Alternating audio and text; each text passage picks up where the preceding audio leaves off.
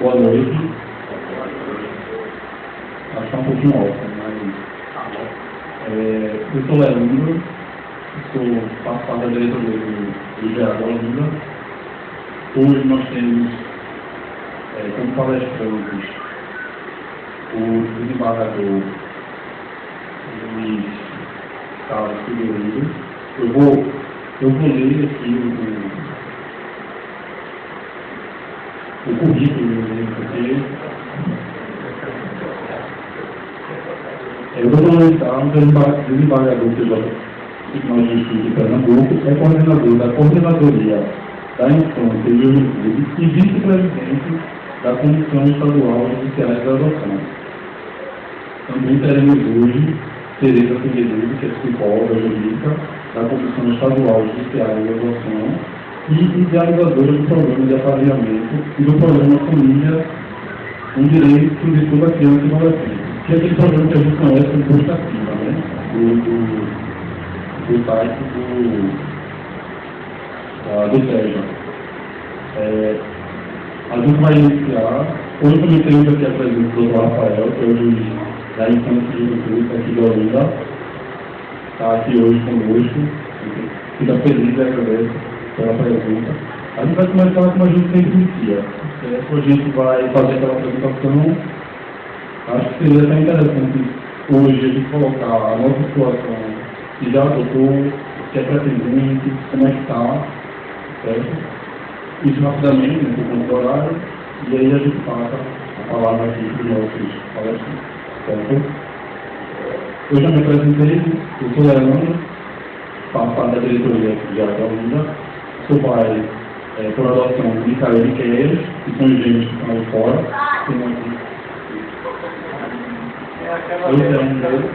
e essa é a segunda pedagoga da Vara da Infância de Olinda. Antes da gente iniciar o ciclo de apresentação, eu só queria informar que a gente está gravando, né?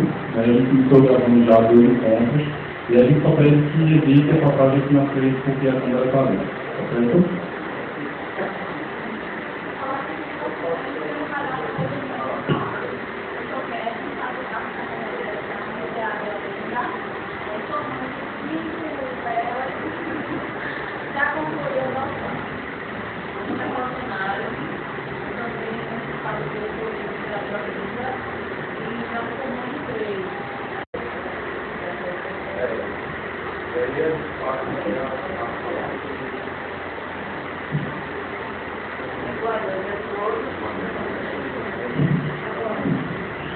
Como era do início, psicólogo e trabalho na SEJA.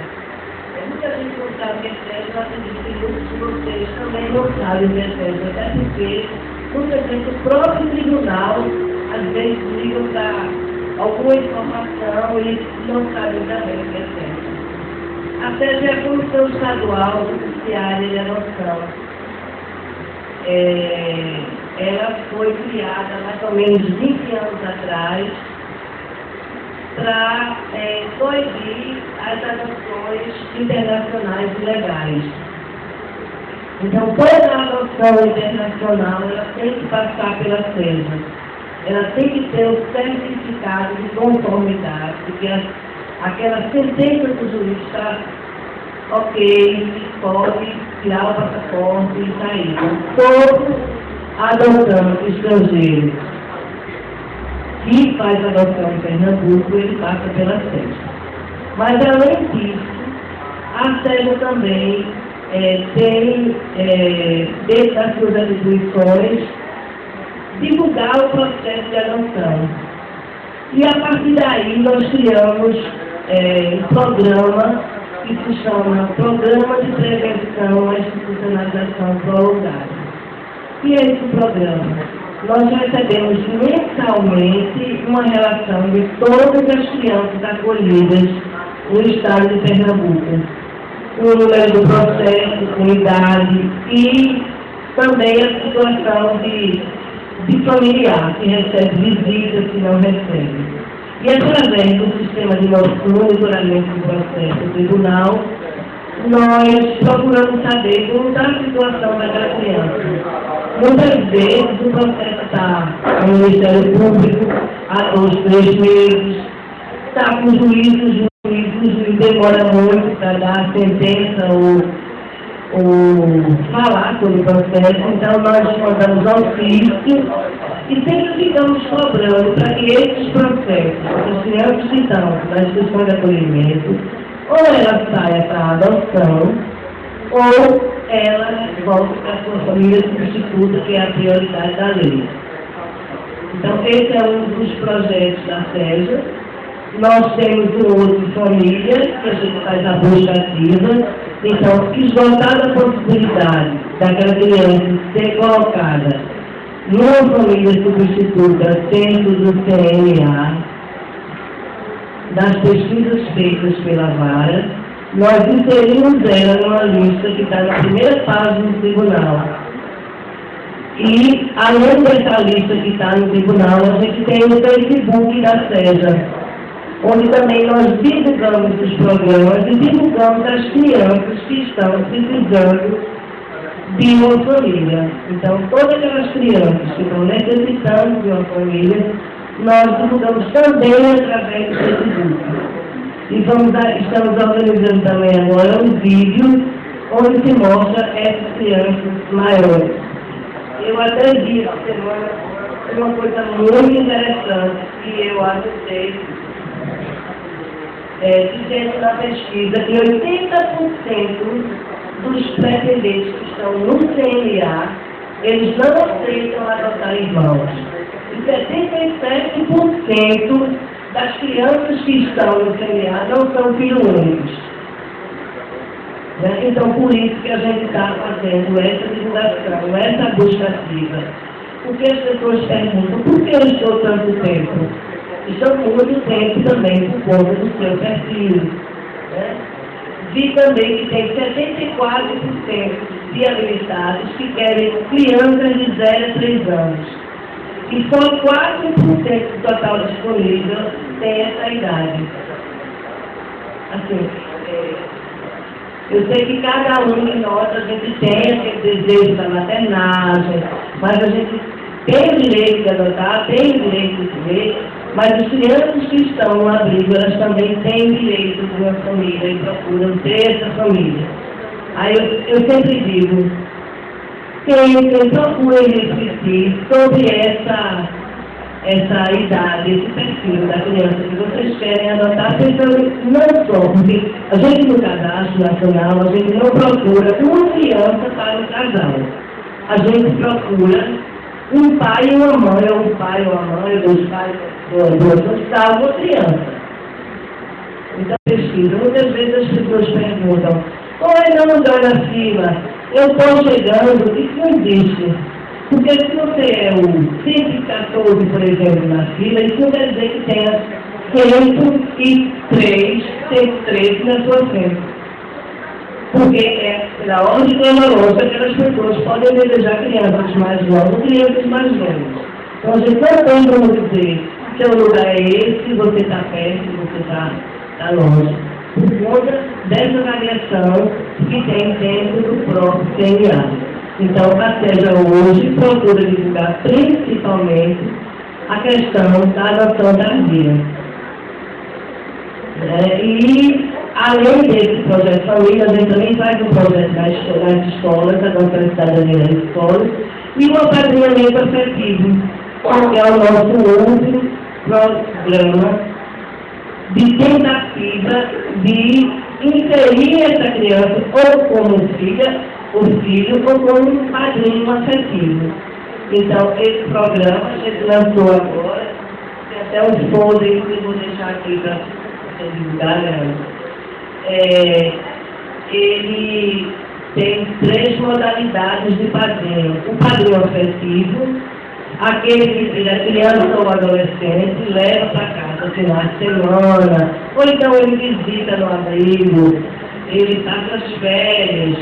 Então, tem o laço afetivo, a questão de familiar mesmo. Aquele padrinho provedor, que é aquele que ele pode tanto ajudar uma instituição de acolhimento, como ele pode ajudar a criança ou adolescente a participar de um curso de aulas de computação, de karatê, seja o que for. E tem também o padrinho profissional. E esse padrinho profissional é aquele que ele pode oferecer seus serviços como profissional a criança ou adolescente. Então, o médico, ele pode atender dentro do seu consultório 4, 5 crianças do abrigo no mês, o psicólogo pode atender. Hoje a gente tem um número razoável de padrinhos profissionais, de psicólogos que atendem, de médicos, de dentistas, de pessoas prevenção contra câncer para adolescentes. Nós temos isso. Agora, o que acontece no apadrinhamento? Nós, acho que foi, o lançamento foi em final de julho, nós temos 111 pessoas inscritas no apadrinhamento.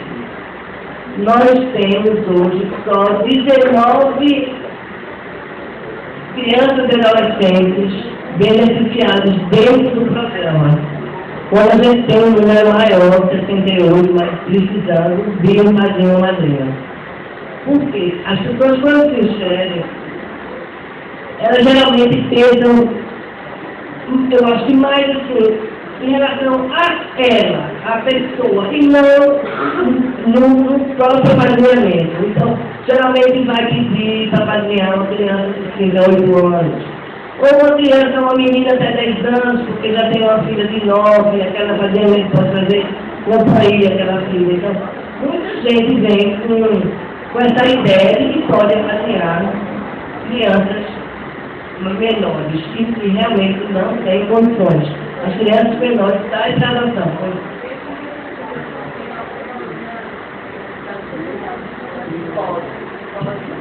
Então, veja, eu ia falar exatamente isso. Então, quando é que pode apadrinhar uma criança menor? Quando essa criança tem um problema, tem uma necessidade especial, como ela disse, quando a criança não tem chance de ser adotada. Se a criança ela tem condição de ser adotada, se ela tem pretendentes que adotem, se tem essa disponibilidade, ela não vai para o apadrinhamento. Então, nesse caso, ela vai sim. E a gente tem, e já teve também até pessoas que apadrinharam crianças com necessidades especiais e vieram mais tarde adotar essas crianças. Então, são esses programas e esses trabalhos da SESC. Eu acho que para vocês também estão muito interessados, a palestra principal vai ser do Luiz Carlos. Eu não gosto de falar um pouco do texto.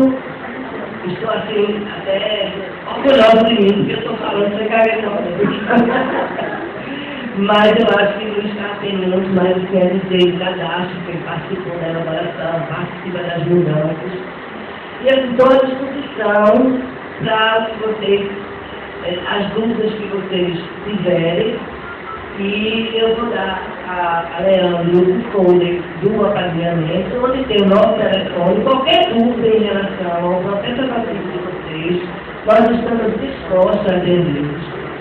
Né? E nós atendemos todas as pessoas que vão na SESC ou que têm algum problema nessa área. A gente tenta resolver, a gente não resolve, mas a gente tenta resolver. Ok, gente? Obrigada.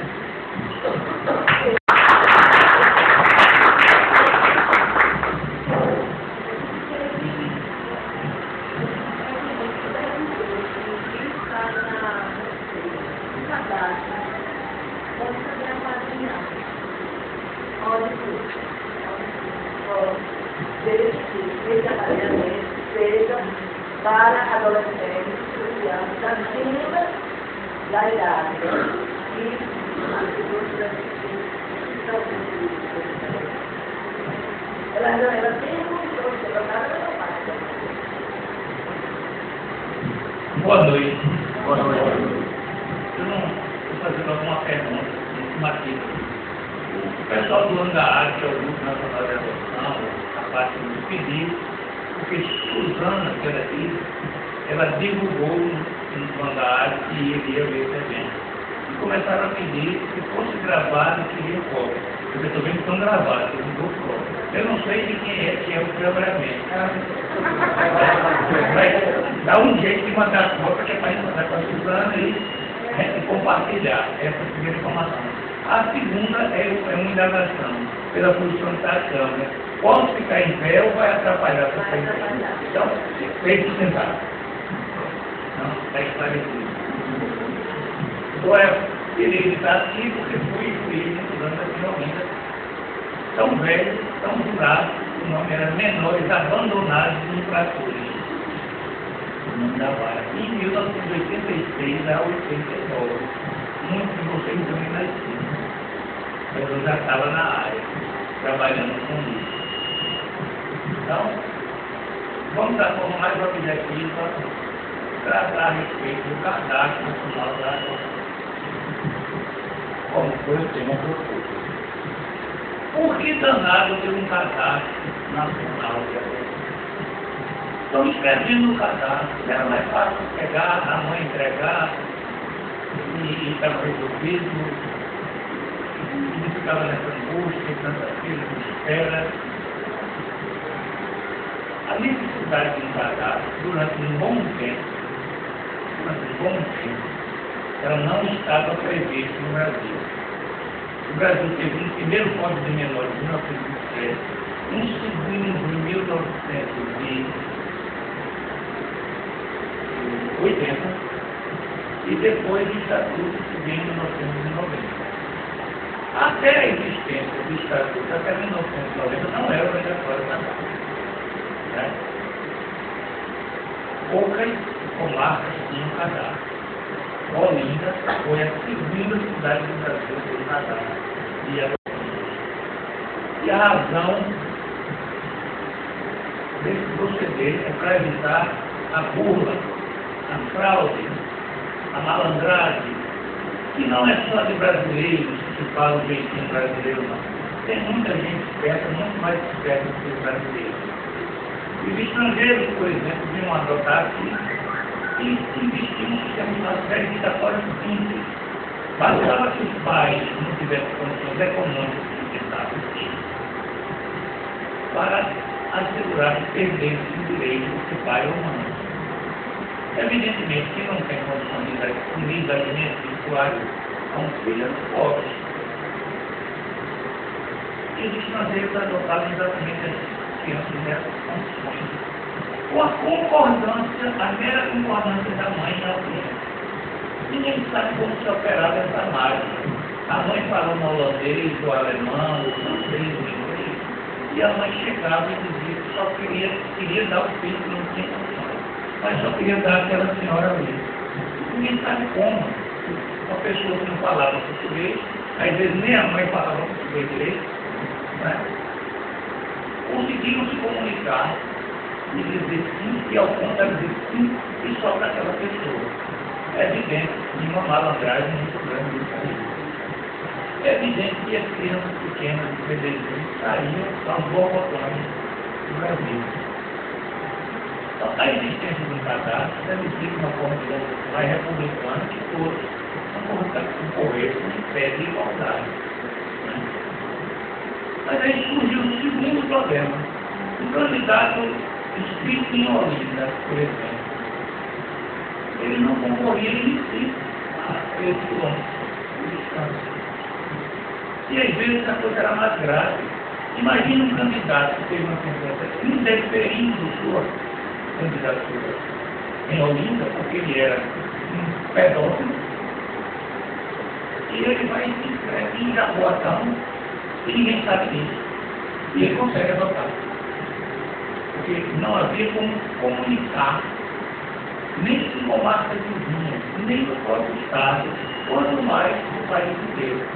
Mas a adoção não fala adoção de Olindense, de Pernambucano, fala adoção de brasileiro, brasileiro todo, do Acre, como faz no Sul, do Goiás. Então, essa foi, digamos assim, a motivação que levou a criar um cadastro. Abrir a alternativa, primeiro, republicanamente todos possam ter a mesma igualdade ao concorrer. Segundo, que todos não fossem um só Estado de uma só tomada, fosse do país inteiro. E vocês, quando preencheram suas fichas, devem ter sido alertados para a possibilidade de optarem para se inscreverem só na sua comarca, só em Pernambuco, só no Nordeste ou no país inteiro. Pelo menos essa é uma obrigação que deveria ser orientada a vocês. Normalmente as pessoas se inscrevem no país, ainda que eventualmente quando convocarem dizem que não querem. Na hora que se elaborou o Cadastro Nacional de Adoção, existia um comitê do Conselho Nacional de Justiça para a sua criação, eu fazia parte do comitê. E houve uma opção clara de não defender critérios de prioridade. Que cada Estado tivesse formatado os seus critérios de prioridade. Para evitar que as vezes regras bem aceitas de um canto não fossem bem aceitas de outro, ficando como exclusiva regra a prioridade do brasileiro sobre um candidato estrangeiro. Fora essa, nada não teria uma regra local. E hoje, com a Lei Nacional da Adoção, eu também participei da elaboração, fui o coordenador nacional do grupo de juristas que elaborou o projeto. Isso não quer dizer que eu concorde com o teor da lei do vigor, quer dizer que democraticamente teve ocasiões de propostas minhas foram vencedoras, e algumas pessoas foram vencidas de aceitar, e teve ocasiões de propostas de outras pessoas foram vencedoras, e eu tinha a obrigação democrática de acatar essas opiniões.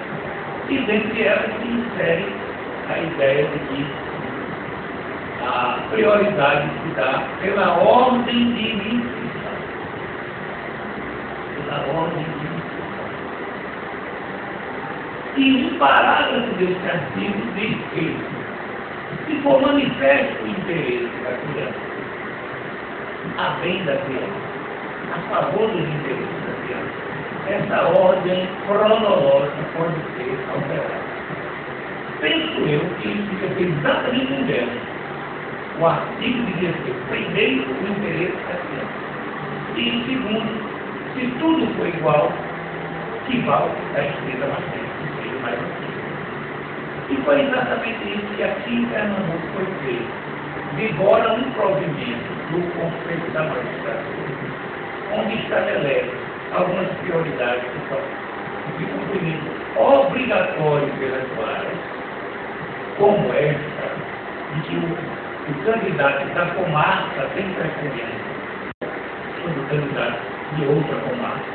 Você está inscrito em Olinda e tem a criança em Olinda, você tem preferência.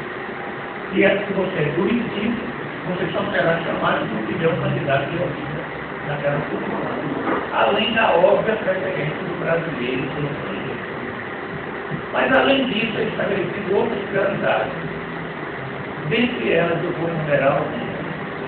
Aquele que é casado ou em união estável tem preferência sobre aquele que pretende adotar sozinho. Não há nenhuma discriminação conceitual em relação a casamento ou união estável ou homoafetivo. Não está em debate com essa norma. O que está em debate é que possa existir o pedido de um casal com supremacia sobre o pedido de um indivíduo somente. Eu, pessoalmente, entendo que a regra atende aos interesses da criança mais do que do adulto. Como também entendo quando lá se dispõe que os candidatos que não têm filhos têm preferência sobre os candidatos que já os têm. Se alguém já tem filho, ele já, de uma certa forma, atendeu aos seus anseios paternais e maternais. Pode não ter atendido por completo, mas pelo menos parcialmente já atendeu. E o outro que não teve nenhum, ou porque é uma união afetiva e não pode dar linha gerar filho, ou porque por qualquer razão um dos dois é infértil, mesmo que o casal heteroafetivo, o desejo é inferno, e não tem filho. Então, aquilo que a natureza lhe negou não é justo, ele seja negado também pelas filhas. E ambos têm filhos, aqueles que têm prova menor. É natural também que as pessoas, quando veem uma regra geral, qualquer regra geral, beneficia o coletivo, mas aqui e lá atinge individualmente o outro interesse. Eu me recordo que uma vez estava fazendo uma fala, até em outro país, era na Holanda isso, e uma cidadã levantou e disse que eles tinham 5 filhos de casa, e que era muito mais justo. Por que se dava preferência a quem não tinha filhos? Porque provavelmente os pais vão ter muito mais tempo disponível para o primeiro processo de adaptação mútua dos pais com os filhos e dos filhos com os pais. E no primeiro momento, ninguém se iluda, não é fácil não. Nós somos pais adotivos também. Nós sabemos que não é. Até que precisa pertencer àquela família, incluída naquela família, parte completa daquela família. É uma a mais do todo que representa aquela família, dá trabalho, essa adaptação. Então, se alguém tem mais tempo disponível para esse processo, isso é interessante para a questão. Mas ela disse, doutor, eu não acho isso não. Eu acho assim, se eu tenho 5 filhos como eu tenho, quando a criança chegar, vai encontrar muitos irmãos para brincar, para curtir, vai se adaptar muito mais fácil.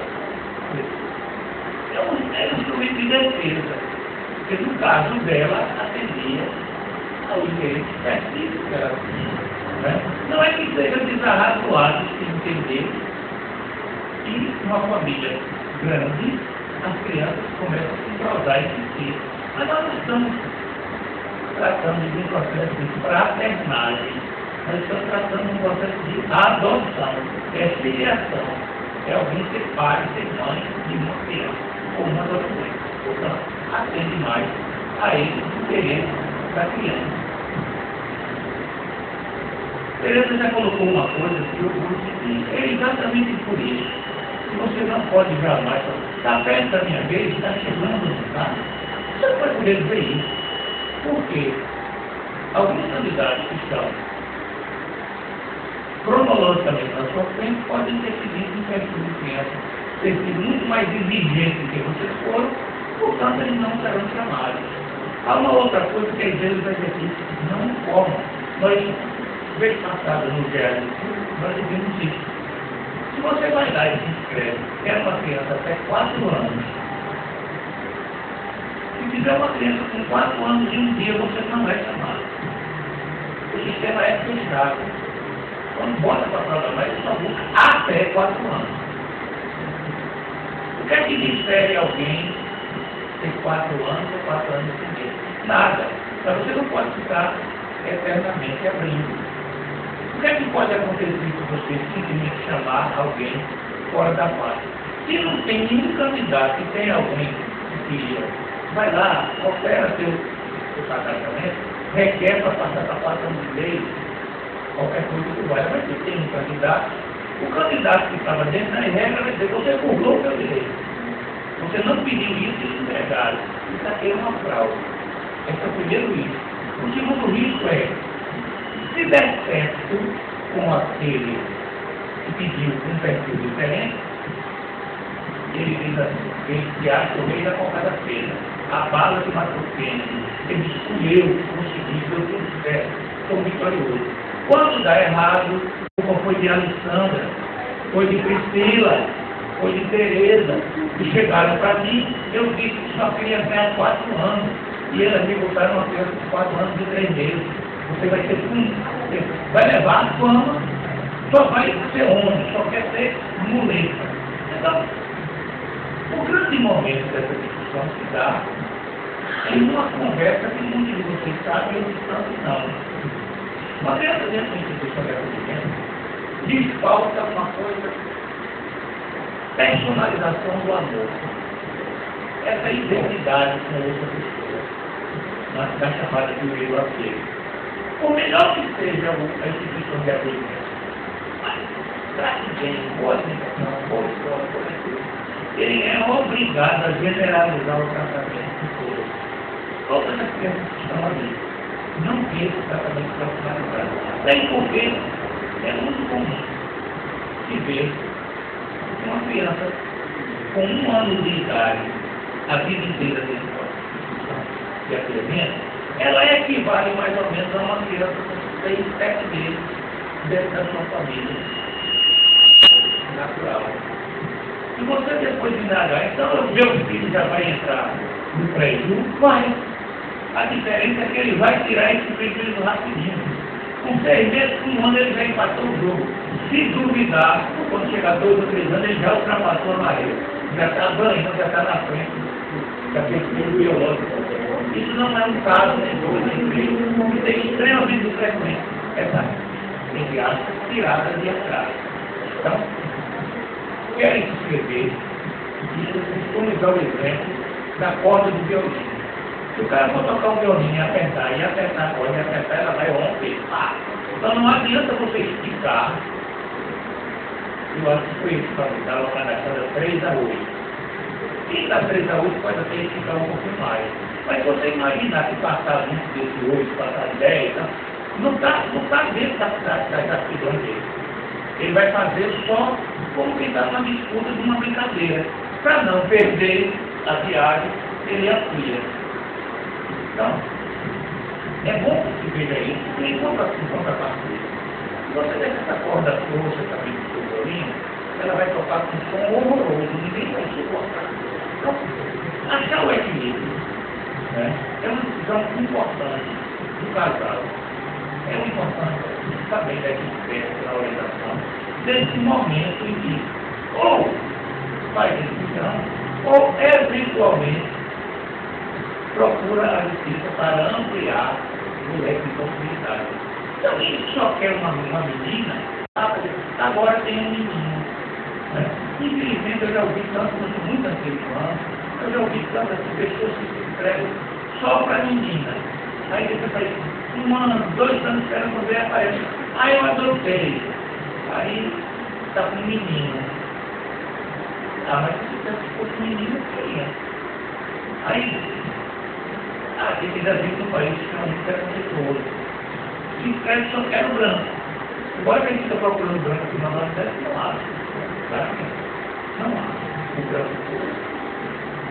Aí, adota uma criança negra. Eu sei que não queria.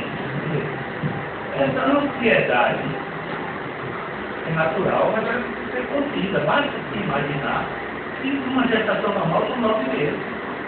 São 9 meses. E antes da decisão de engravidar, também algum outro tempo que levou, tanto quanto leva tempo na cabeçada. Eu não estou aqui para fazer defesa de classe. Eu sei que em alguns casos, essas discussões, essas administrações, têm demorado demais. Muito acima do padrão que se deve pensar.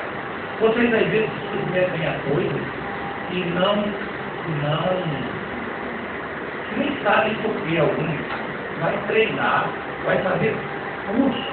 Veja, para fazer menino, juntou uma mulher, fabrica fácil, e ainda é bom de fazer. Então, se o pai e uma mãe biológica não precisam de fazer curso nenhum para gerar um filho, porque eu, sua adoção, vou ter que fazer um curso. E parece que o Estado, os Estados Unidos, não pode cometer a mesma responsabilidade. Ele tem que entender que projeto é esse de paternagem e maternagem. Por que é que as pessoas não querem adotar? Para saber se não tiver difícil, para saber se há real vantagem para a criança. Então os critérios são ouvidos na lei. É comum aparecer assim. Eu fiz uma promessa ao meu marido deixar de beber. Uma promessa que deve ter feito, eu não acredito. O papai do céu vai se preocupar com alguém prometer coisa dessa natureza aí. Ele não vai querer promessa não. A conduta que Cristo pega é outra. Mas ainda que alguém que pode fazer mais, troca com isso superior. É motivo difícil. E se depois o camarada voltar a beber, como é que fica essa história? Ele vai rejeitar a criança? porque adotou porque tomaram essa decisão, voltou a viver, aí não quero mais. Então, a inscrição se dá para minimizar riscos. E não existe. Viver um risco permanente. É uma garantia de minimizar riscos em relação à possibilidade de dar certo. Se é uma criança com perfil, a pessoa diz que queria. Se é um casal ou um pedido isolado, e que os motivos que eles acontecem são legítimos, a probabilidade de dar certo é muito grande. Então, insisto, aqui em Pernambuco, há critérios diferenciados que podem levar vocês a um determinado momento, chamado marreado ou letrado. Lá na coordenadoria da escola, eu fiz um levantamento essa parte de ser casado todo solteiro, casado todo solteiro, que não tem filho, que tem filho, mais novo que vai ver, essa aí não é uma obrigação do juiz seguir. Essa aí é uma mera recomendação do juiz. Não. Duas hipóteses de determinação, as 4 hipóteses de recomendação. Recomendação calcada no bom senso, calcada no interesse da criança, mas quem quer. Ninguém é obrigado a ter bom senso. O bom senso custado aqui, vender lá na brasileira do bom preço. Não tem. Né? Então, as pessoas vão ser chamadas segundo essas regras do jogo. Eu fiz um levantamento junto com a professora de informática do tribunal e constatei que em algumas comarcas há um atraso muito grande de alguns processos. E os processos que mais atrasam são exatamente os processos referentes à habilitação da pessoa. E convenhamos, eu não vejo nenhuma complexidade no processo de habilitação. Né? Não há nenhuma complexidade. Você recebe uma ficha, preenche a ficha. Recebe uma lista de documentos, entrega a lista de documentos. É que é chamado de entrevista. Muito raramente vai ser necessário enviar uma visita judicial. A maioria dos casos não precisa. O Ministério Público, o curso que é obrigatório, que você pode ter uma programação, sei lá, 2 vezes no ano, ou podem, como a gente faz aqui muito, que é chamar para fazer o curso na cidade vizinha. A gente levanta, vai ter curso em Camaragibe. Aí a gente avisa, mas são datas, já Olinda vai fazer o curso em novembro, em março. Vai ter um curso em Camaragibe em dezembro, a gente levanta, ninguém é obrigado aí não. Quer ir fazer Camaragibe, quer ganhar tempo, você vai. Então, a gente não pode ter curso permanente todo mês. Aí a gente tenta ir girando para acelerar. Mas, infelizmente, as demoras não estão sendo. Na instituição de poder familiar de hoje, a demora não está sendo totalmente isso. A maioria esmagadora da demora consiste na habilitação. Tem trabalhado com os juízes para acelerar.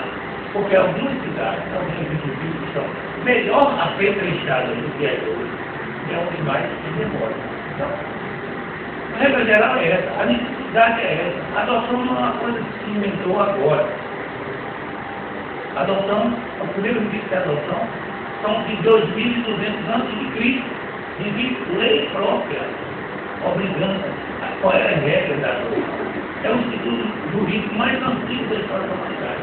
É a adoção. Então, é claro no meio para adotar essa conversa de interesse é o da criança, é da segunda metade final do século XX. Né?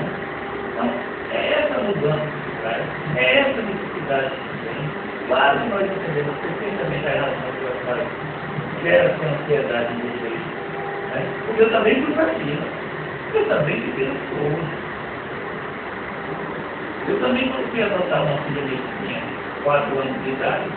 E provavelmente os casos que eu tinha visto na minha vida eram os casos mais complexos para poder fazer a educação dos pais. Eu até contei muito com a colaboração do Palmeiras, que era a minha cidade, de Olinda, porque eu até passei a acelerar. A gente fica doido, a gente quer resolver, a gente quer assistência, a gente quer levar e fazer o registro. Mas Roma não se fez um dia. A gente tem situações peculiares que precisam ser resolvidas, porque realmente, digamos assim, são distorções muito intensas em relação ao pai do médico, e nós, da CESA e da coordenação da infância, estamos à disposição para identificar esses casos e verificar o que é possível fazer para acelerar. No caso de Olinda, eu assino embaixo 100 vezes, porque tudo que tiver alcance do Dr. Rafael Lemos será feito para agilizar esse processo.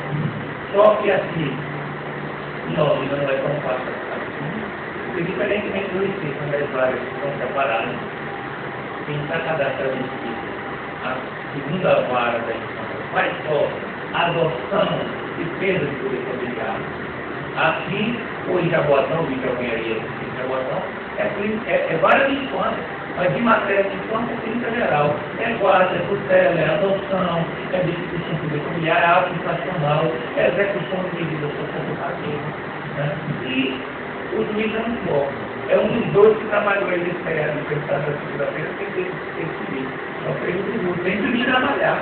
Né? Porque tem uma dor, tem dúvida, é uma carga de trabalho bem diferenciada das outras várias. Mas a gente não fica alguns atrás, alguns explicam, outros nem isso. Então a gente precisa corrigir esses pais. Mas em linhas gerais, todo cadastro é do cadastro.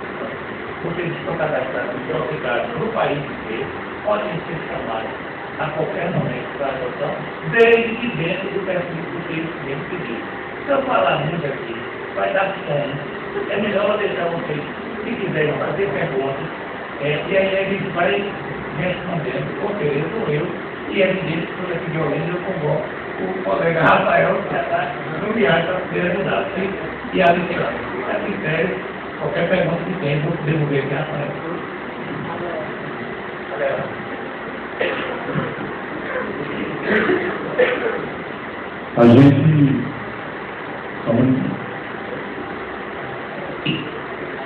A gente havia feito pelo WhatsApp, pelo grupo, a gente abriu algumas perguntas, né?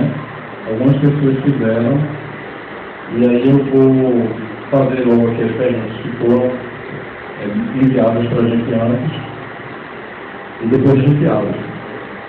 Uma delas já foi respondida, que seria como posso ver minha lista na lista do CNA.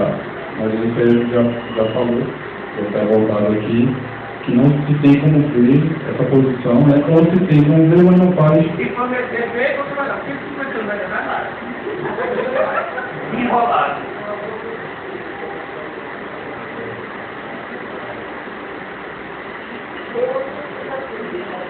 Até o dia 4.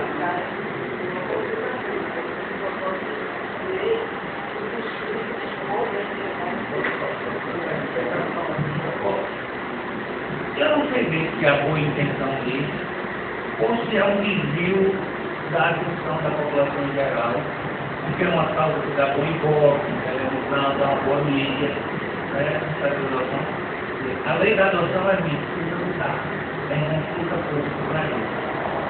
Né? As pessoas que estão estudando o assunto, na Angarade, na Abrabim, na Liberefan, todos eles são humanos em achar que o projeto quantitativo não se aproveita nada, não tem. A gente vai partir para fazer um substitutivo para melhorar de fato o direito constitucional. Mas está em aberto até 4 de dezembro, né? Para quem quiser fazer consulta pública, teremos essa fazer referência ao fato de que você pode saber em consulta pública do CNA o seu nome está no nome escrito. Mas quanto à qualificação e a possibilidade de ser chamado, o que é que significa que o seu nome está desse lugar do inquérito, isso não vai significar nada em função do perfil que cada candidato tem.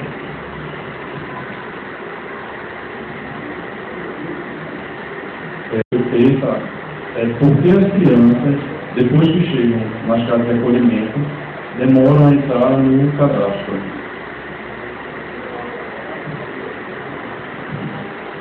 Eu costumo dizer que você deixar de ser pai e mãe, o plano do direito civil é a situação mais dura, mais grave que existe. É como se fosse botar na cadeia do próprio criminal. Perfeito. Ser privado da liberdade. São as piores medidas. A privação da liberdade para quem cometeu crime. A perda do direito de ser pai e mãe em relação aos seus próprios filhos. Isso significa dizer cautela e caldo de galinha não faz mal a ninguém.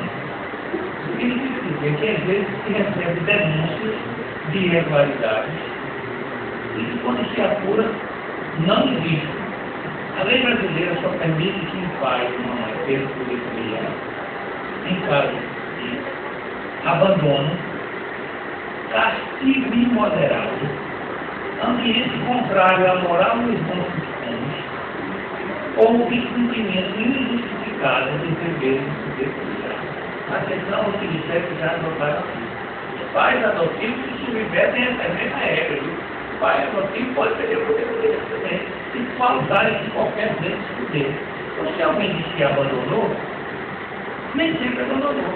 Eu me recordo que em casa tinha uma linda de que a mãe estava em estado para esperar, e se fosse para esperar outra coisa de parto, não era filho do companheiro dela, era uma relação anterior dela, ele tirou a criança e entregou no meio da rua. E ela enlouqueceu para achar até pessoa assim. Eu me recordo que o casal urrava, fora de Olinda, era nos Estados Unidos, a Vale da Infância era aquela amarelinha, né? O casal que urrava para entregar, a mulher impregnada, ela não procurava o cara, tinha um sanitário ao lado, eu saía, chorava, passava uma água no rosto e estava morrendo de pena, mas não foi fazer isso, porque a adoção foi irregular. E em nenhum momento aquela mãe abandonou. Aí, ambiente contrário à moral e costume. Já em Olinda já teve um caso em que a mãe era prostituta. As crianças estavam em ambiente contrário à moral e costume. Ela era uma mãe exemplar. Roupa. Sempre limpa, bem tratada, matriculada na escola. Ela cuidava de forma mais exemplar. Ela nunca levou um homem desse em relação com ela para dentro da casa dela. Então as crianças nunca tiveram contrário à moral e costume. Ela não colocou as crianças em momento nenhum. Castigo imoderado. Né? Será que o pai pegar um... Será que isso é alguma coisa fora do Deus? Que seja alguém deixar seu pai e mãe? Mas pode um vizinho, pode um fofoqueiro fazer um drama e depois você não ter como voltar atrás. Então, realmente, quando uma criança vai fazer esse procedimento, é porque tem, digamos assim, um início de prova de que uma dessas quatro hipóteses legais existe. Normalmente é o conselho tutelar que encaminha, mas nem sempre. Às vezes ele encaminha pela polícia, às vezes quando direto do Ministério Público já com a ação, mas normalmente levar para uma via de depoimento que é trazida para você lançar também um outro cadastro, não sabe, que é o Cadastro Nacional de Crianças para a Defesa Política, CNCA. Então se sabe todas as crianças que são acolhidas no Brasil. E aí o Ministério Público é quem promove a ação para destituir o poder familiar. Muitas vezes aquele início de prova é realmente o início de prova e tem que aprofundar, averiguar para que é realmente o caso de ter esse poder familiar, ou se às vezes até existe um problema, mas ele está sanado e é possível se dar uma outra oportunidade. Para alguns casos não. Não vai pegar um pai que é abusado sexualmente com a filha para mudar de novo lá. Né? Aí você vai ter que ir casa a casa. Por isso, não sei quem é pergunta, porque em alguns casos demora. Em outros casos demora porque tem muito processo. Em outros casos demora porque, lamentavelmente, dentro do circuito, nós temos profissionais abnegados, dedicados, entre os funcionários do cartório, do Ministério Público, os juízes como Rafael aqui, os servidores como Cecília, Tereza, Alexandra, e em qualquer ramo profissional tem bons profissionais e maus profissionais. Lamentavelmente, essa última coisa não existe também. Eu gostaria que ela não existe, mas ela existe. É exatamente por conta disso que está certo que eles têm esse programa de prevenção à institucionalização prolongada, para que essas crianças não passem tanto tempo dentro da instituição de acolhimento. E com a nossa experiência, está assistindo aqui que é pedagoga, que trabalha comigo, nós vemos que realmente existe morosidade, sim, existe descomprometimento, sim, de muitos profissionais, de processos que estão há muito tempo crianças que vão procurar família extensa em outro estado, então isso também dificulta. O Cadastro Nacional de Adoção tem hoje 46 mil crianças acolhidas que estão disponíveis para adoção, e é uma novidade, sim.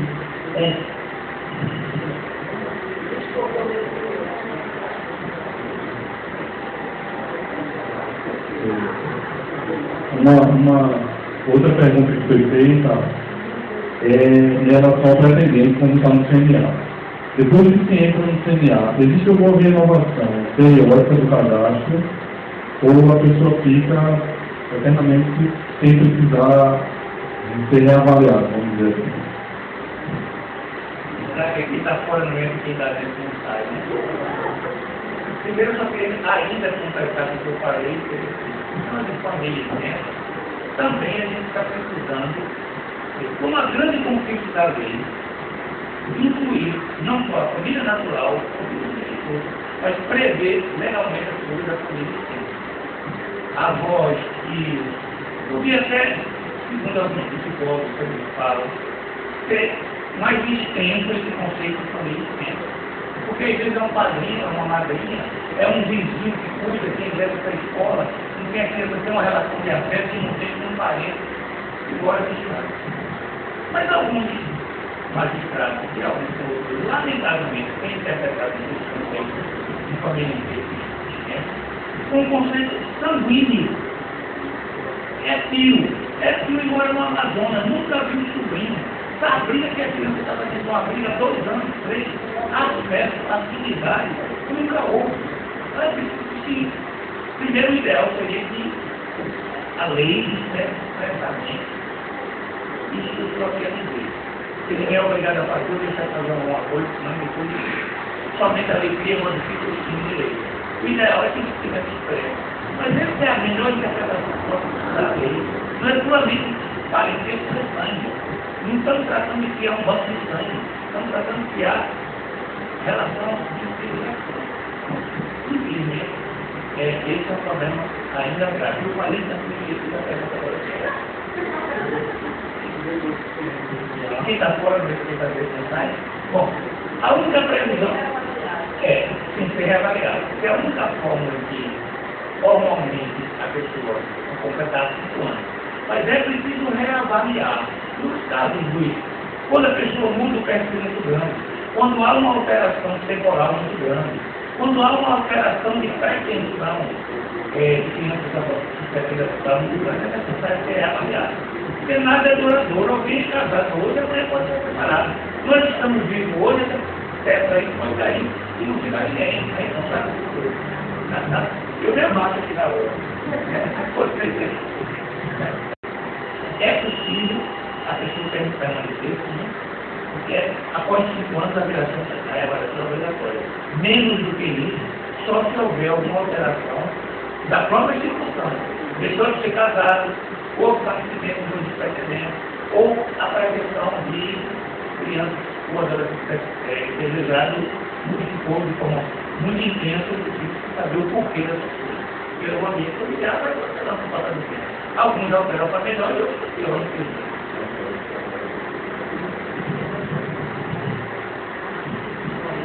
Com relação a reavaliar, como o doutor falou, muitas vezes o que acontece é o seguinte: a pessoa entra no cadastro, isso já chegou a acontecer agora que a gente reavaliou, e a pessoa fica marcando fila. E primeiro chegou a usar essa expressão, negando. Quer dizer, quando você começa a ver que tem várias ocorrências, você está com um perfil que é uma criança até 5 anos, certo? Aí a gente começa a observar que está cheio de ocorrências lá, várias com marcas de vários contatos, dizendo que tinha criança. E ela todas as vezes, eu digo, não, agora no momento não, isso breve. E outro momento ela diz assim, não, agora está em crise financeira. Não, porque agora estou com algum problema. Não. Aí assim, a gente chega e chama para conversar, realmente. Porque se você realmente entrou, está se preparando para isso, então você vai mudar por 5 anos, e todo dia você tem uma desculpa, você resolver, e isso acaba atrasando, porque o atraso na noção também bem dito.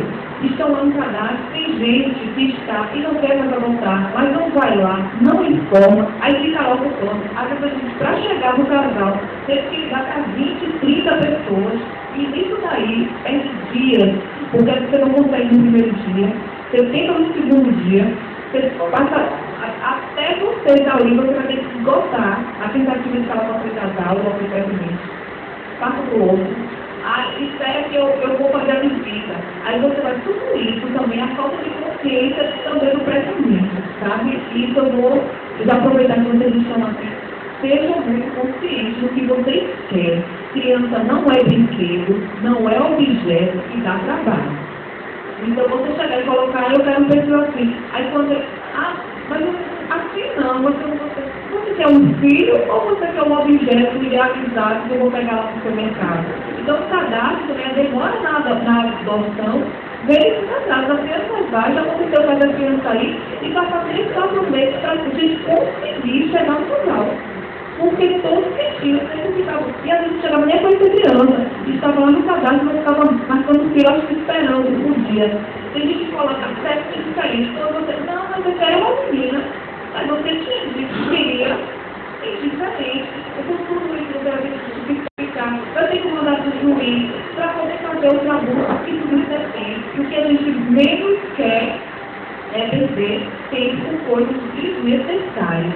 Isso vem de separo de alguns presidentes que idealizam demais a questão de ser pai e ser mãe. Achando que vai pegar a criança bonitinha, paradinha, vai ficar escutada. A gente tomou um caso agora recente, que ela estava no cadastro, já, acho que desde que o cadastro nacional entrou, deu muito trabalho, muito desenvolvido. Então, estava imaginando o quê? Algo que tem saudade da criança. Então, mais uma coisa que acontece no cadastro, que às vezes demora da criança para adoção, entendeu? Era só para esclarecer os motivos também. Eu vou passar o microfone, mas antes eu queria já acrescentar aqui também dentro do tópico. Se passados 5 anos e não foi feita a reavaliação, a pessoa continua ativa, como é que fica essa situação? Continua ativa. Se passar de 5 anos e não fizer a reavaliação, é porque entende que aquela pessoa não precisa da reavaliação. Certo? Agora, só para complementar, ainda tem essa questão do cadastro, essa questão de o pretendente, a pessoa que quer adotar, ela precisa manter a qualidade do cadastro. Ela tem o direito, sim, de modificar o seu perfil, de modificar sexo, de modificar a quantidade de criança. É um direito que o pretendente tem. Por quê? Porque você idealiza, você começa idealizando um filho, mas você vem e participa do encontro do gerado, vê a experiência de todos, você vai, faz o curso, então isso vai mudando a sua cabeça e vai fazendo com que você tenha uma outra visão da noção. Então você pode mudar o seu perfil. Eu entendo que você pode, quantas vezes você quiser mudar, dependendo do que você vem vivenciando, principalmente na reunião do GEAD, que eu particularmente acho espetacular. Eu participo do GEAD, eu acho que o GEAD aqui em Recife iniciou há 20 anos atrás. Eu não sou frequentadora assídua, não sou. Mas, assim, eu sempre colaboro, nós sempre colaboramos, e eu acho que o GEAD tem uma influência muito grande nessa mudança de perfil. Agora, o que precisa também ser atualizado é o endereço, o endereço, a vida, porque é exatamente isso que a senhora disse. São várias atribuições que os técnicos têm, e ele não pode estar o tempo todo ligando 2, 3 vezes a pessoa não atende. Então, isso realmente tem que ser informado. Os endereços, as cidades tem que ser informado. Em relação ao perfil, eu acho que é uma questão de conscientização, inclusive por conta dessa participação.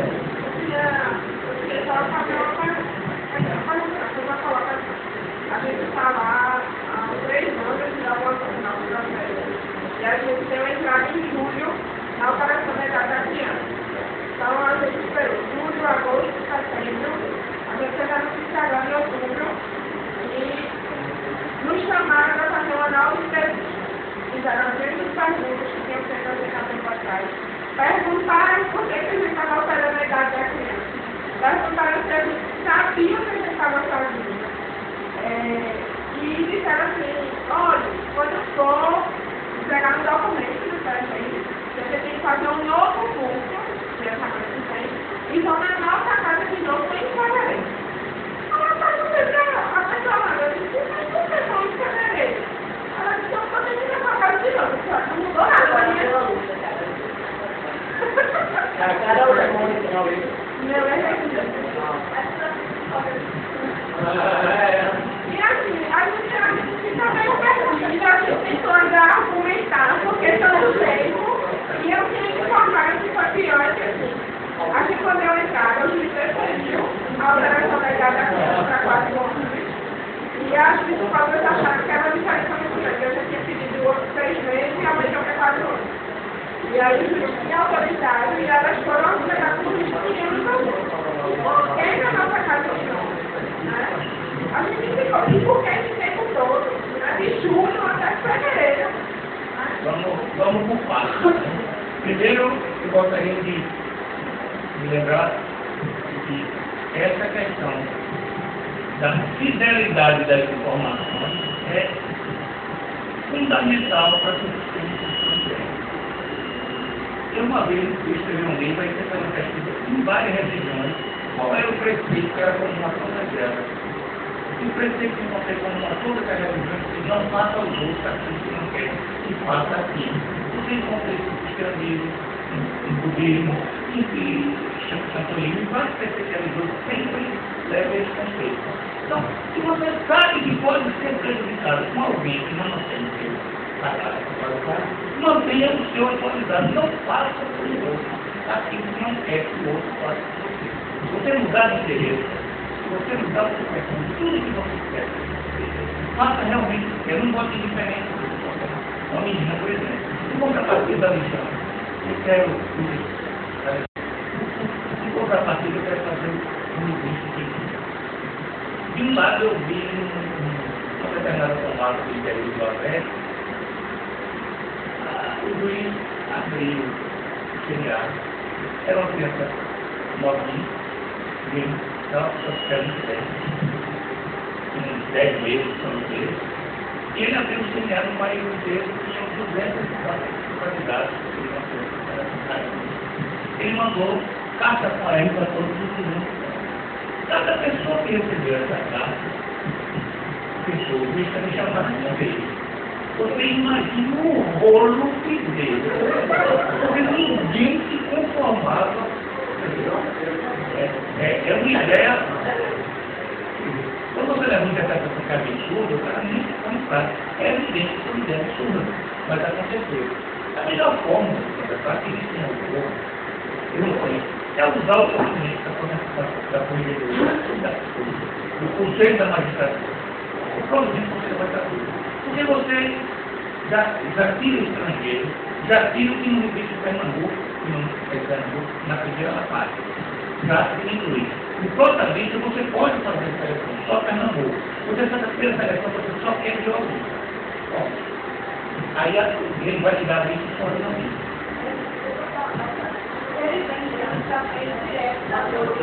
Então, você dificilmente você vai encontrar esse número absurdo que existiam no passado. Há alguma disputa em 2, 3 ou 4 cidades. E a base dessas regras obrigatórias, você seguir as recomendações desse processo, qual seja, casado ou união estável ou solteiro, quem não tem filho ou quem tem filho, maior prole para menor prole, maior prole assim por diante, você vai decidir no fato, sem nenhum problema, sem nenhuma necessidade de estar chamando 1, 2, 3, 4, só o motivo para me dar frequência a inscrição, como péssimo que ele na realidade não quer. Aí vai depender da boa vontade. A pessoa tem a certeza que houve prejuízo foi causado pelo outro candidato e não pelo sistema. Agora, no caso de não colocou, é evidente que ele lamenta. algumas coisas. Primeiro, você mudou perto de 6 meses, depois que você aumentar para 4, eu mandaria reavaliar. Os caras da equipe técnica do deles também. Né? Eu mandaria reavaliar. É uma diferença muito intensa. Se fosse 6 meses, eu quero aumentar para 1 ano. Ou se você conhece 3 anos, eu quero aumentar para 4. Mas 6 meses para fazer uma mandaria reavaliar. Essa reavaliação, eu mandei muitas vezes quando eu disse, essa reavaliação, uma entrevista resolve. Entrevista resolve, razão, porque se for legítimo, a motivação de vocês, for legítimo, não vai ter qualquer alteração na sua casa lá, na disputa, que vai justificar ou não. E se ela for uma motivação ilegítima, você pode agora ter virado na mega cena multinacional, que é lá o baronesa, não interessa, porque não vai alterar a sua fundamentação, não é legítimo. Então não tem necessidade dessa medida, e se tivesse necessidade dessa medida, como é que bota 3, 4, 5 meses na frente? Essa troca aqui, eu tenho enfrentada. O que eu acho, de uma coisa, de coordenar aqui trabalho, o que eu acho é que é um peso muito grande para um candidato que for comprar essa medida. Tá? Eu acho. E se ela for reclamar, vai ter alguém desse discurso que resolva na sala. Um funcionário, um juiz, um promotor, alguém de licitação. E em vez ela pode até beneficiar hoje, mas para ela, esse papel de reivindicar uma forma mais simples para essas coisas óbvias, deve ser do grupo de adoção e deve ser da área. Requerer, se o juiz não mudar, requerer ao presidente, ao coordenador da infância. O coordenador da infância não conseguir alterar, requerer ao presidente do tribunal, botar a boca dos trombões em frente, porque aí é uma reivindicação de todos e não dá para identificar sou eu, sou ela. Não, todos não estão aceitando, estão fazendo embora por aqui. Ela não pode reclamar só. Isso deve ser para isso, um dos papéis que eu posso escrever no grupo de apoio à adoção é esse. É de comandar o grupo que é de interesse comum.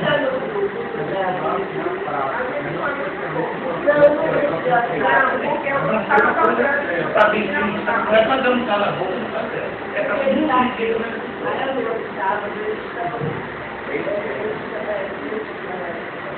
Eles estão colhendo as dúvidas das reclamações, porque eles estão da presente, eles estão não conseguindo fazer isso.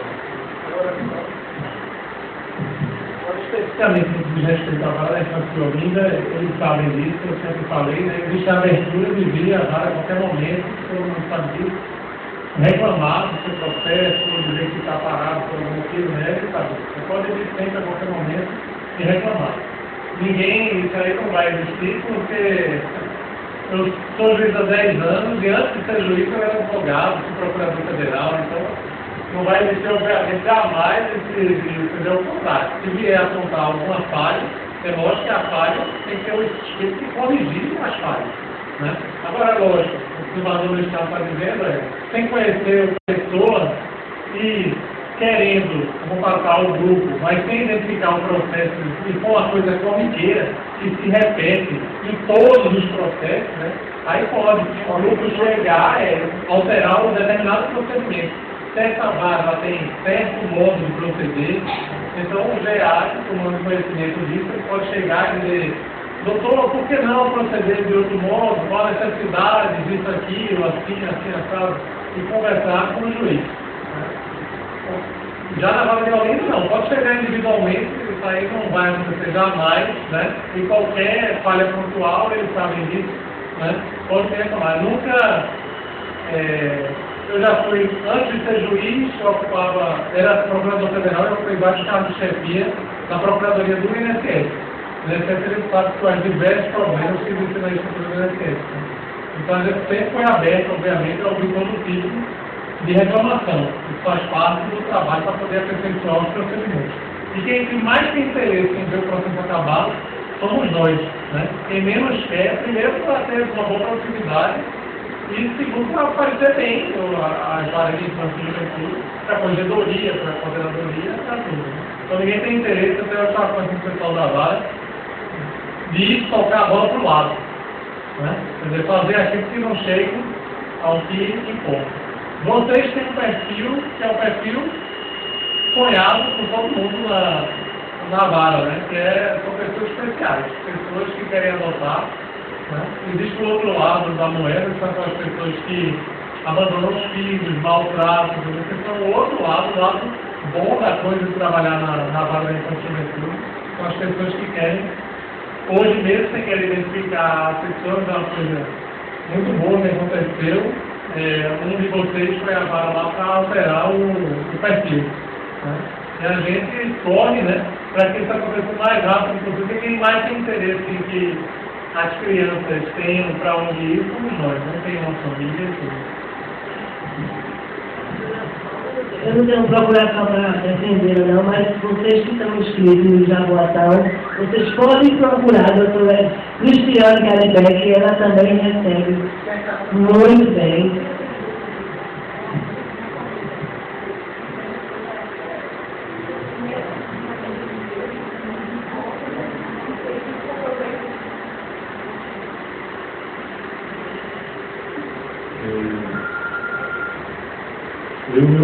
Na verdade, antes de fazer a apresentação, eu queria só fazer uma colocação. Eu faço parte do grupo da Anja de Busca Ativa, do WhatsApp, que é um grupo nacional, a gente vem trabalhando a questão da busca ativa, né? A questão de mudança de perfil, a gente percebe muito o grupo, não estou falando que é o caso de vocês, mas a gente percebe muito o grupo e pessoas que mudam o perfil para acelerar o processo. Quando na verdade não era realmente o desejo de mudar o perfil, ou, como a Alessandra falou, pessoas que colocam, abrem muito esse perfil para que venham muitas ligações e ele possa fazer a escolha. Isso é muito comum, acontece coisas absurdas, assim, que eu fico impressionado. Então eu acho que a gente realmente precisa ter esse cuidado com o perfil, a gente realmente, quando for escolher, a gente tem que escolher o que realmente está de acordo com o nosso desejo. Né? A gente não pode colocar um perfil simplesmente para acelerar o processo. Tem uma pergunta aqui que foi de Germando, que eu vejo que a gente tinha meio que respondido, mas eu vou colocar de qualquer forma. Ele pergunta, depois que se faz uma mudança no perfil da criança a ser adotada, em quanto tempo essa mudança entra no CNA? A gente viu que houve essa demora, mas existe alguma previsão ou... Depois que faz a mudança, pelo final da pergunta dele, é muito mais. Depois que eu decidi, peticionei, quanto tempo?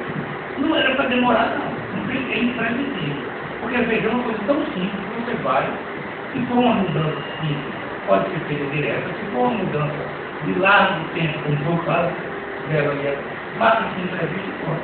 Mas nós acabamos de constatar que um caso na ação de visita domiciliar e por 4, 5 meses depois. Não devia ser assim. Também não devia se matar, se mata, não devia roubar, se rouba. Não devia fazer coisas que não querem. Agora, então por isso nós dá um prazo limite. Há bom senso. O bom senso não se vê na prateleira do supermercado. Devia ser rápido. Devia. Com relação a isso também a pergunta, aqui na vara da infância de Olinda, por exemplo, hoje mesmo tivemos um pedido de mudança no perfil. Foi pedido hoje mesmo, já foi. Né?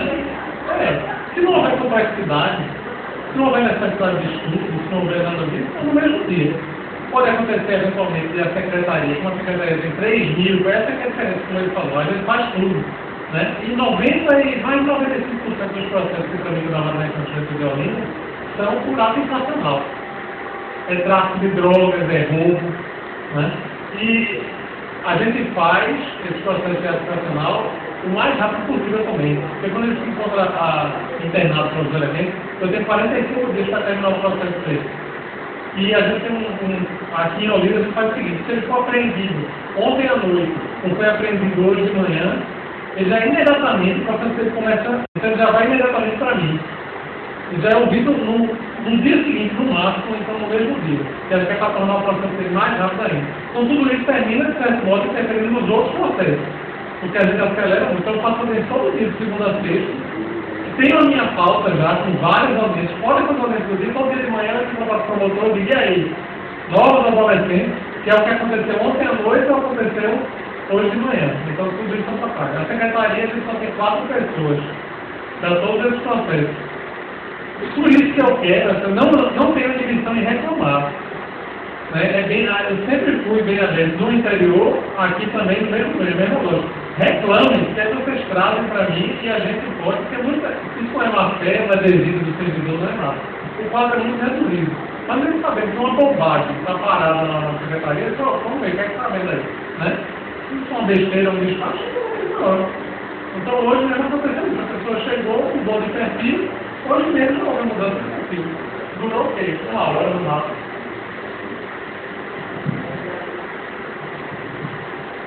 A gente tem uma pergunta aqui sobre o apadrinhamento. Na verdade, eu hoje fiz no início, mas aí eu queria voltar a esse assunto. Que foi a pergunta se quem é presidente a adoção pode apadrinhar. Por que eu estou voltando a esse assunto? Porque a gente tinha já, antes do programa, né, Pernambuco pode, tanto Recife como Olinda, eu não sei se a Boatão já tem, o programa de apadrinhamento anterior ao Pernambuco apoia. E nesses programas, tanto antes de Olinda como Estrela Guia, quem era presidente não podia apadrinhar. Então, assim, o Pernambuco apoia ele traz uma visão diferente. Então, eu queria que ele discutisse sobre isso. Veja bem, o projeto Estrela Guia, ele não pode apadrinhar a partir de alguns anos, porque na realidade quem implantou o Estrela Guia em Recife foi o projeto foi meu, eu trabalhava na segunda vara e eu implantei. E as pessoas interessadas em adotar crianças pequenas, elas podiam apadrinhar. Por que não pode? A gente tem hoje pessoas que estão inscritas no Pernambuco que apoie, estão inscritas no cadastro, foi chamada para adoção e foi suspenso agora o apadrinhamento, a busca de afilhado para ela, porque agora a gente acha que ela está no período de adaptação com a criança que ela está adotando. A gente tem 12 crianças que estão desafiadas. Para a gente é melhor, porque as crianças já têm estudo, a gente faz aula, cada uma pessoa faz aula. Então, vai fazer uma adolescente. Ninguém tem o problema. Essa pessoa mesmo que agora entrou no estágio de convênio com a criança, ela queria uma criança maior. Mas agora, para adotar, ela não queria. Ela queria para apadrinhar, ou uma adolescente, ou uma criança com mais idade. Para adotar, ela queria até 4 anos, 5 anos. Então, por que não? É como Priscila disse, a gente tem até mais segurança, a pessoa vai se preparar, pelo menos passou pelo processo de avaliação. E o Estrela Guia, é como eu disse a você, se hoje está, para mim é surpresa, houve uma grande situação. O que não vale é fazer de criança teste drive. Né? Aí eu quero adotar, levantar aqui, dizer para a minha e deu certo, eu quero adotar. Pelo amor de Deus, isso não, é um ser humano. Né? Existem programas de apadrinhamento aqui no Rio de Jaboatão, no Cabo, Petrolina, Caruaru, várias cidades têm. A diferença do Pernambuco agora é que é o único no país que tem abrangência sobre o estado inteiro. Então, isso, quando a gente recebe um pedido de inscrição, que é feito online, tem a padrinho no Rio de Pernambuco. Quando a gente recebe aquele pedido, se é de alguém de Olinda, a gente ouve entrevista e manda a gente ir para Olinda, já de não beijado e aqui. Então, quando tudo em conta, a gente não está concorrendo com os programas locais. A gente quer o contrário, suprir carência de algumas crianças e adolescentes. Alguns são do sertão bravo, lá em cima. Então, aqui ninguém se lembra deles. Então, é a única forma que a gente tem de encaminhar, tem que ter contato que é uma família. É fazendo isso. Para ter jurisdição no estado inteiro. Não estão concorrendo com isso. Ao contrário, estão complementando. E essa regra de redação parece uma regra boa. Tem que saber quais são as crianças que estão apadrinháveis. E não é portanto crianças que estão em condição de ser adotadas, seja na lei do país. E pode ser adotado porque vai ser só apadrinhado. Não pode ser uma solução definitiva porque vai ser uma solução precária.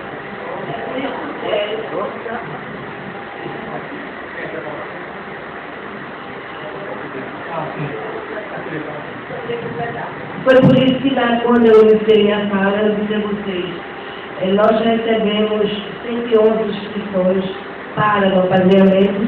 Hoje, a gente tem 19 apadrinhados, quando a gente tem muito mais adolescentes e crianças disponíveis para ganhar um padrinho ou maneira. Por quê? Porque são pessoas que pedem crianças com perfil até 5 anos, até 6 anos, pessoas também inscritas no CNA que provavelmente a apadrinhando ela vai ter o privilégio, vai ter de adotar na frente dos outros. Essas pessoas não chamam porque realmente não tem. As crianças que vão ser apadrinhadas, elas são de perfil de difícil adoção. Elas se encontram lá esperando adoção, ninguém as adota, elas passam anos na instituição de acolhimento. Pode acontecer, como já ocorreu, né, Alessandra, aqui em Olinda, de aí é um adolescente de 17 anos, 16 anos, se encontra há 4, 5, sei lá quantos anos, esperando ser adotado, ninguém o adota, é apadrinhado por uma pessoa, essa pessoa, depois de algum tempo, resolve adotar. Para respeitar o cadastro, ele pede que a pessoa entre, quando ela vai entrar, ela vai conseguir adotá-lo facilmente, porque esse adolescente se encontrava lá esperando anos que alguém aparecesse. Quando essa pessoa entrar pelo cadastro de adoção, respeitando as regras do jogo, na mesma hora ela adota esse adolescente. Não vai ter dificuldade nenhuma. Né? O importante é ficar também a lisura do procedimento nos outros dizer, olha aí, entrou pelo programa de apadrinhamento, já adotou sim, para furar a fila, não foi furar a fila nada. É só por isso mesmo que ele entra no cadastro e faz estudo e ele vai conseguir. Não tem problema, só que tem um azar muito grande, né?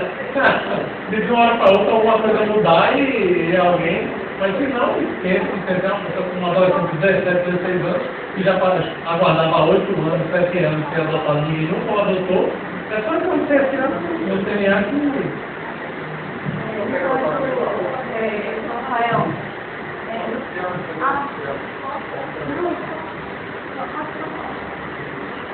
a gente sempre é questionado sobre essa questão do apadrinhamento e adoção. E realmente, a gente sempre teve um posicionamento um pouco diferente, viu, doutor? E por questões mesmo de danos que já foram causados à criança. E a nossa prioridade, realmente, é a criança. A criança que está acolhimento, a criança está carente, sofrida. E se o que está aqui como nós estamos bem, entendeu? E muitas vezes a gente quer satisfazer muito mais o nosso ego, sabe?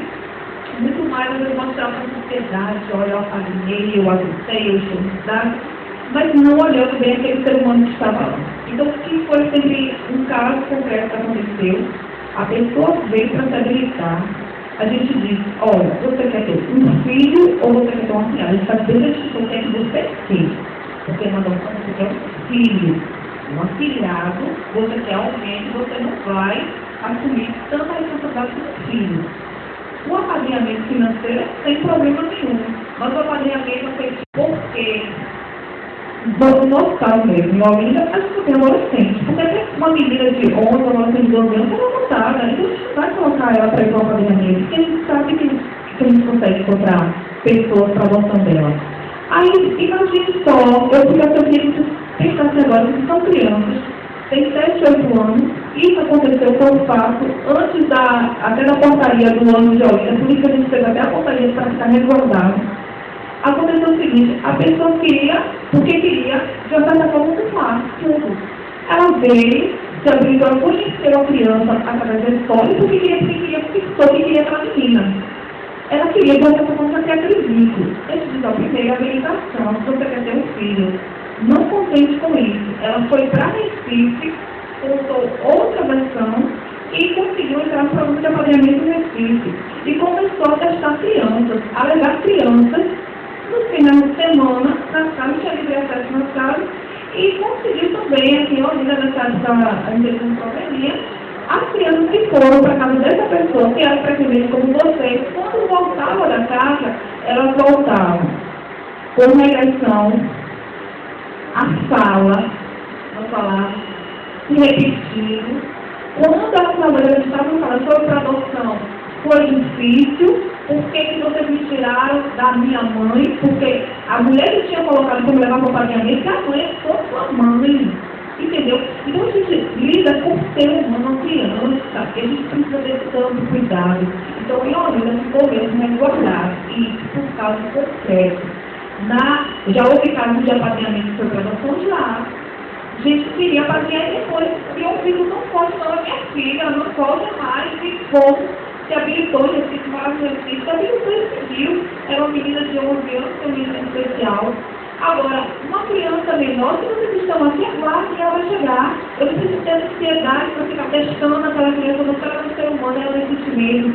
Então, às vezes é melhor você estar protegida num abrigo, porque lá também tem vínculos, lá também tem amigos. Nós temos amigos de Olinda, amigos afetivos, sim, a Maria está aqui, ela sabe. As pequenas cuidadoras são às vezes, desde quando eu entrei, muitas delas são carinhosas, vocês chegam lá, porque você também coloca em situações como essa das diversas e trazer mais danos para a criança. Então, a questão daqui de Olinda foi caso concreto, medo e preocupação. Não impede.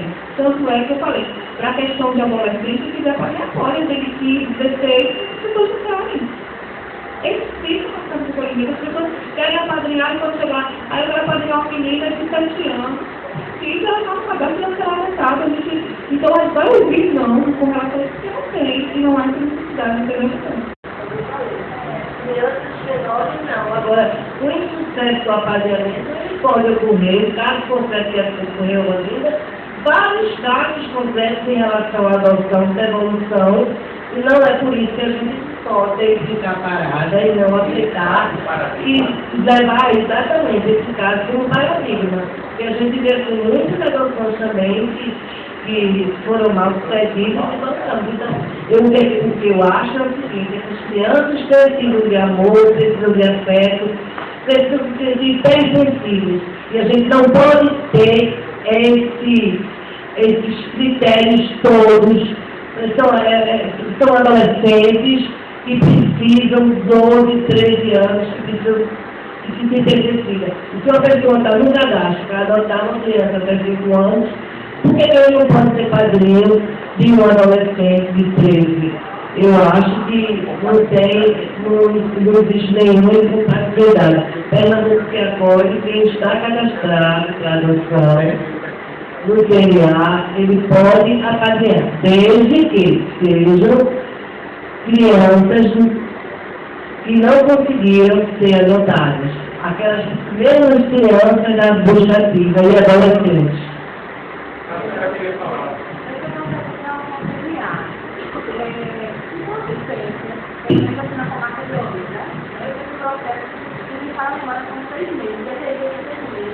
Quando a criança é educada, e essa criança ela vai para a instituição. Quanto tempo pode demorar essa instituição? Ou demora para sair essa criança daqui do PLA? E se não está atendendo o efetuado, o porquê não está acontecendo é para o largar, onde é que está impedimento?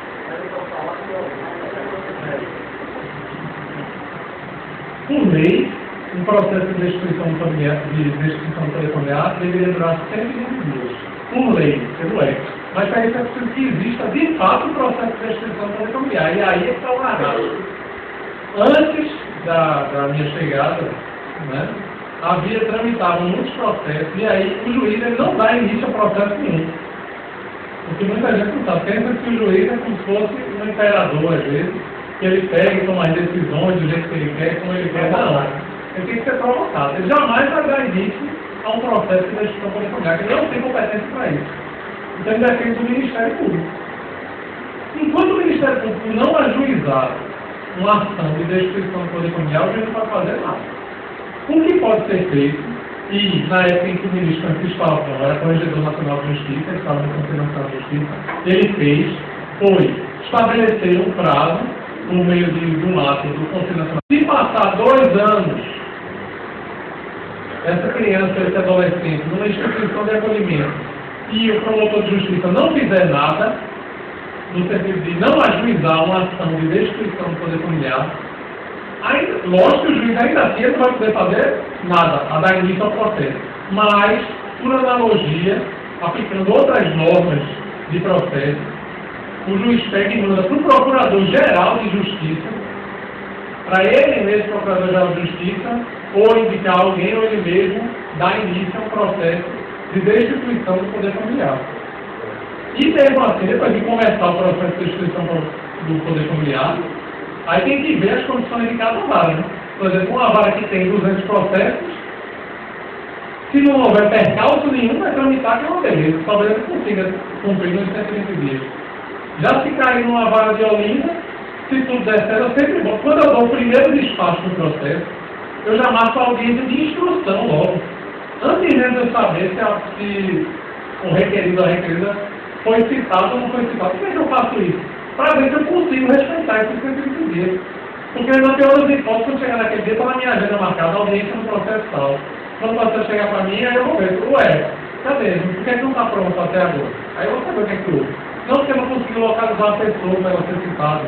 Não porque pelo excesso de serviço, a gente tem que cumprir primeiro os adolescentes que estão. E esse é o problema de você ter uma vara em que você lida com adolescente internado e ao mesmo tempo lida com outros processos. Né? Então o juiz ele responde criminalmente se ele estourar o prazo de um adolescente permanecendo no internato. Se o juiz não liberar o adolescente depois de 45 dias, ele responde criminalmente, é crime. Né? Mas esse é o problema que quando a vara mistura um monte de coisa, aí fica fazendo todo tipo de malabarismo para ver se consegue terminar os processos dentro do prazo. Né? Então, eu não entendi, porque a demora acontece antes. A demora não. O processo. Será que é pelo fato da equipe ser menor?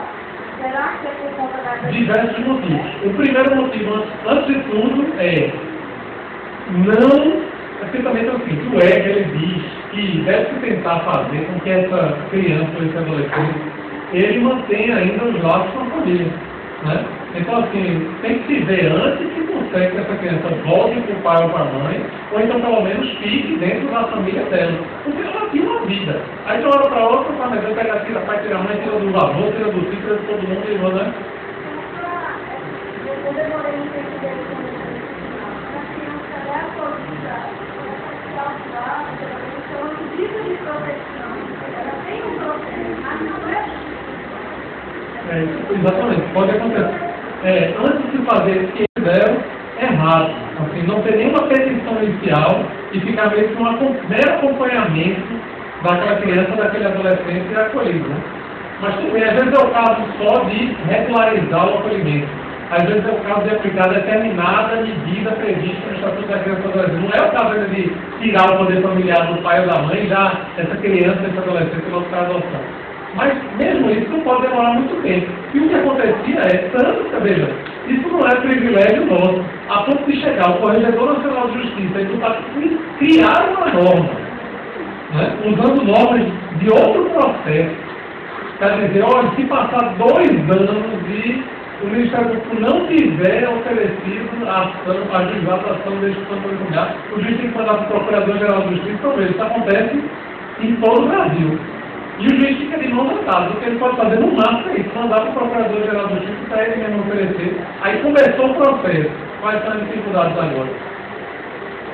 Localizar e citar o pai ou a mãe no processo. Aí vamos dizer que ninguém sabe onde está. Né? Primeiro a gente tem que, o ECA diz, tem que esgotar todas as possibilidades de citação pessoal. Porque ele tem um pai ou uma mãe, a gente tem que tentar, de algum modo, dar conhecimento a esse pai ou a mãe que esse processo tramita em face dele. Não é simplesmente dizer, ninguém sabe onde é que ele está, mas pode ser hoje, né? Se mudou para cá, para lá, pode conseguir esse endereço facilmente. Às vezes acontece que o processo de dizer, está lá na petição inicial, em local incerto e não sabia. A equipe pega, no fundo vai fazer um estudo, entrevistei o pai, entrevistei a mãe. Poxa, não estava dizendo na folha 2 do processo que está em lugar incerto e não sabia. Como é que a equipe acha qualquer semana depois? Né? Então tudo isso a gente tem que ter cuidado. Aí pega, mas não é que não localizou realmente, esgotou todas as possibilidades, não localizou. Aí tem que citar. Aí tem os prazos, né? O Código de Processo Civil prevê os prazos, que não é, para o Código de Processo Civil. Tem que ser no mínimo 20, no máximo 60 dias. Né? Aí publica o edital, depois que estoura o prazo do edital, aguarda o prazo para se defender. Exatamente. Se passar o prazo para se defender e a pessoa não se defender, não constitui um advogado, aí nomeia um curador especial, Esse curador especial, ele teve que estourar o prazo dele. O Superior de Justiça tem entendimento de que ele estoura o prazo dele sem consequência nenhuma.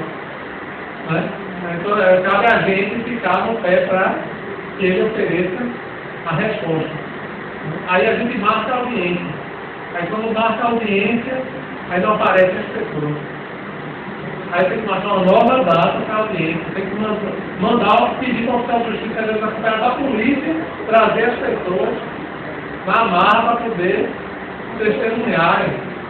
Quer dizer, existe uma série, mas o que mais atrasa é antigamente, hoje não. Hoje o Ministério já tem essa consciência. E quando ele já identifica mais ou menos que é o caso de destruição, ele já autoriza a valoração da destruição e deixa para o curso do processo verificar se é ou não o caso de destituir.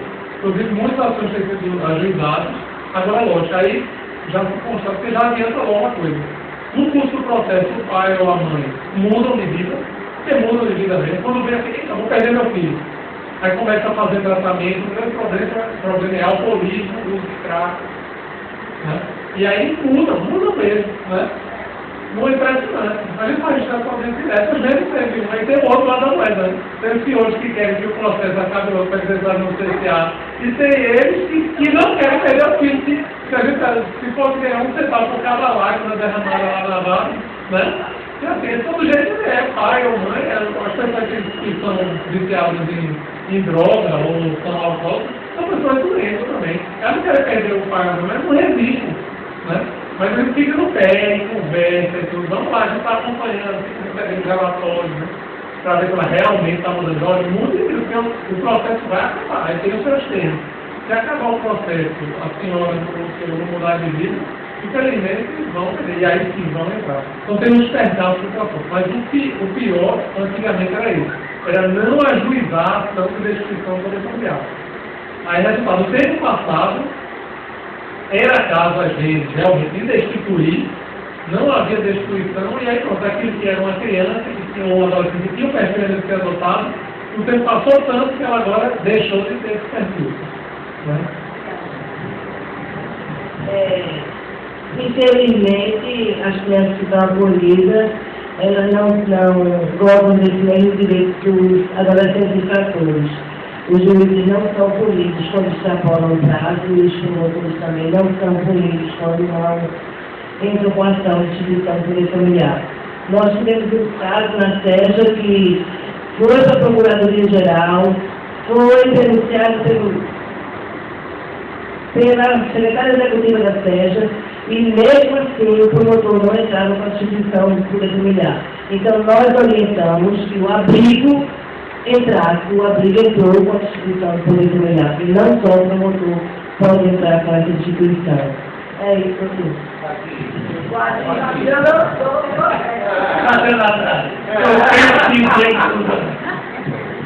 É mais ou menos, não é o abrigo, é o dirigente do abrigo, porque o Código de Procedimento considerar o papel, o Código é que ele é análogo ao guardião, ele tem legítimo direito moral, econômico e jurídico, para ficcionar também. Como qualquer lugar, tem legitimidade ativa para promover uma ação. Ele não tem para garantir que quem tem instituído a criança não possível. Mas esse cantor tem que ter eu sou um candidato, nós somos mesmo bairro, e quero ver a presença da sua família, eu estou promovendo a ação. Mas isso não vai ser quando eu não é problema meu, o meu problema é resolver o problema da criança. Vamos lá para ele já é nosso tanto amigo. Eu queria só finalizar com uma colocação. A gente sabe que o CNE está passando por algumas mudanças, né? Então está sendo discutido algumas mudanças. E eu queria colocar essa questão que eu acho que envolve as pessoas que pretendem adotar até 2 crianças, ou mais, 2 ou mais. A gente leu que, dentre as mudanças, seria que as pessoas que querem adotar até 2 crianças, que antigamente, até o momento, a pessoa pode adotar uma, continua na mesma colocação no cadastro, aguardando uma segunda, adotando crianças que não são irmãos, né? Uma das propostas seria de que você, adotando uma, você retornaria ao início do processo para a segunda. Isso é fato ou como é que funciona?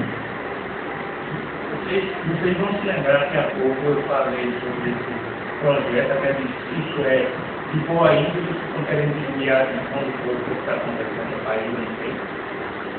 Mas o fato é que eu chamei Frankenstein mostrando que vários dos conteúdos deles são absolutamente inaceitáveis. Se for o caso, fiz o consolador da área, que eu fez também, uma análise pontual desse teor, depende de quanto fosse mandado o e-mail. Né? Então, em Pernambuco, primeiro, disse que o problema em relação a essa questão do macro, porque o candidato que quer candidato de grupo de irmãos, ele tem preferência sobre quem quer um grupo. Então, tem 3 irmãos, eu quero um grupo de irmãos, já ganhei para todos vocês. Eu preciso que alguém que aceitar o grupo era eu. Então, para não separar o grupo materno. Segunda coisa, é que esse projeto de lei que foi oferecido pela Secretaria de Direitos Humanos, ele não vai ficar em artigos dele sequer. Ele vai ter que ser apresentado a outro, ele não foi ainda, está em consulta pública até 4 de dezembro, quem quiser dar opinião é entrar no site da Secretaria Nacional de Direitos Humanos. E a segunda coisa é que ele é completamente alterado. E quem está lá hoje mexendo não são leis, não.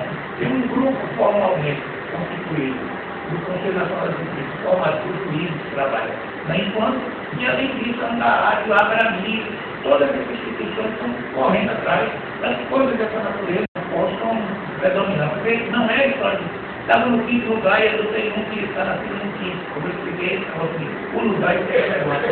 É de querer refazer todo esse processo que foi o caso da mão da falou, vamos fazer da visita.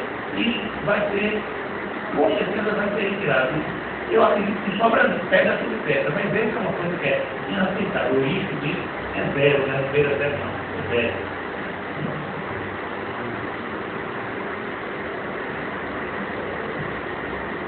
Bom, antes de entrar, eu só queria registrar que Jovelina é coordenadora das casas municipais aqui do Olinda, das casas de acolhimento, de 2 casas, né? Que é a casa de passagem e o acolhimento de Olinda. E a gente também quer agradecer, a casa já passou até do horário, do nosso horário, a gente quer agradecer muito a presença do desembargador, Luiz Carlos, e de Tereza Figueiredo, também estendendo ao Dr. Rafael e a Alessandra, técnica da Vara. A gente fica muito feliz.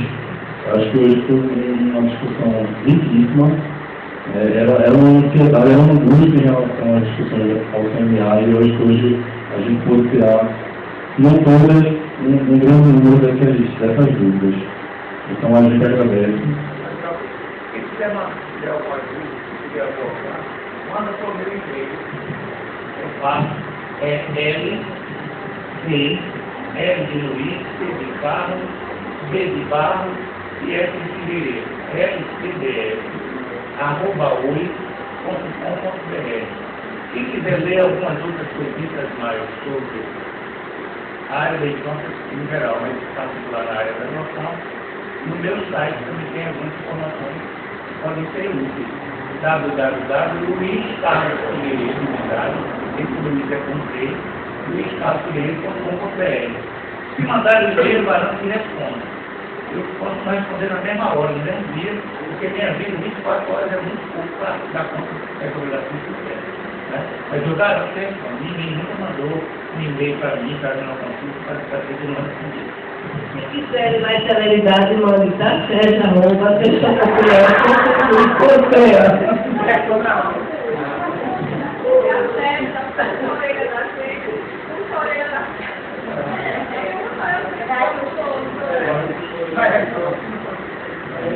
Existe um controle e a coisa assim não fica solta, né? Além de a gente ter essa abertura, que todos sabem, aqui de poder reclamar a qualquer momento, né? Coisa que todo mundo sabe. Aqui, como era no interior também, como era no interior, de poder a qualquer momento chegar lá e dizer que é isso, que não sei o que é contratando, o próprio tribunal, sem precisar, na verdade, de provocação nenhuma, eles têm todo esse controle. Né? E eles sempre controlam os processos, são aqueles processos a que os senhores, obviamente, não têm acesso. Pelas ações de restrição do poder familiar, porque tudo isso também tem de justiça. Mas eles sabem todos esses processos e eles controlam. Então, assim, atrasou alguma coisa, o próprio Tribunal de Justiça, por meio da coordenadoria, da SEJA, tudinho, eles mandam para a gente, para os juízes, né, para a Alexandra, para todo mundo, ficam cobrando, ficam no pé. E aí, por que é que esse processo está parado? Por que é que não sei o quê? Por que é que não acabou? Não sei. Eles ficam no pé também. Né? Então, eles sabem, mas não dá E a gente acha bom, eu mesmo acho bom. Porque, por exemplo, se eles estiver parado na secretaria, por alguma razão, se a secretaria está com absurdo de coisa para cumprir e tal, mas não é para estar parado. Né? Aí, quando eles avisam, a gente vai lá e, ué, esse processo está parado por quê? Né? E aí a gente funciona com certeza. Eu acho bom, acho que o problema é bom. E vendo por outro também, a gente, o veado está lá, né? Levando as reclamações para lá para lá, né, também. E lá muito obrigado. Já fica o convite para os próximos encontros nossos, certo? Obrigado também a presença de todos.